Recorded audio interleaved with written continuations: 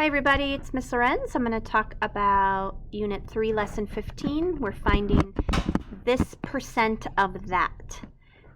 Just remember to always think through what you're doing and if what you're doing makes sense. So as you're working through these problems, it's helpful if you make an estimate first and then think through your strategy to see if that strategy is going to result in an answer that makes sense for you.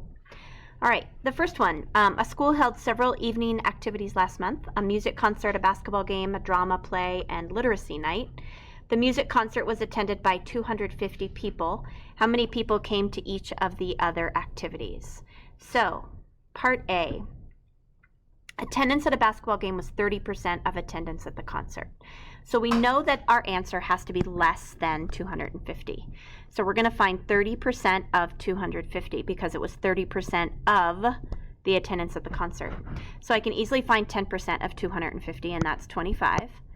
So if I know 10%, then I can figure out 30%. It would just be 3 10%s because 10 times 3 is 30, so 25 times 3 is 75. Next one, attendance at the drama play was 140% of the attendance at the concert.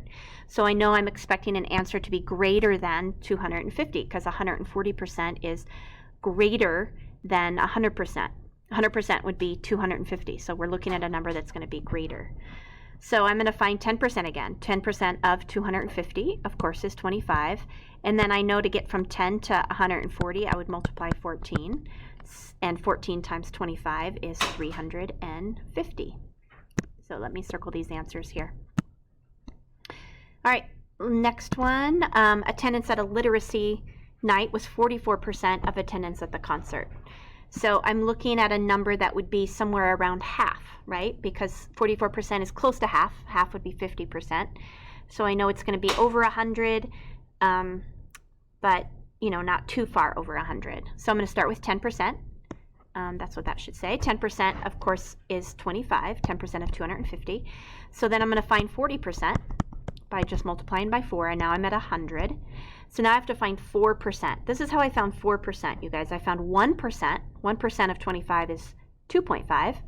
So I know I need 4 of those, and 4 2.5s is 10. So then I'm just going to add 100 plus 10, and I get 110 people. All right, during a sale, every item in a store is 80% of its regular price. I hope you read that correctly, and it's not 80% off its regular price. It's 80% of its regular price. So if the regular t-shirt or the regular price of a t-shirt is $10, then 80% of $10 is $8. So that t-shirt would cost $8. The regular price of 5 items are shown here, and you had to find the sale price for each item. For every one of these, and you can just pause the video right now and check your answers. For what I did on every one of these is I found 80% of or multiplied by the original price. So I can do that by doing 0.8 times the original price, or I also know that 8/10 is equal to 4/5, so I could also do 4/5 times the original price. So in number 4, we had to figure out what are different ways of thinking about finding 80% of x. Well, of always means multiplication, so we're looking for all of the problems that have some amount that equals 80% times x. Well, 8/100 times x does not work because that would be 8%. So that's a no.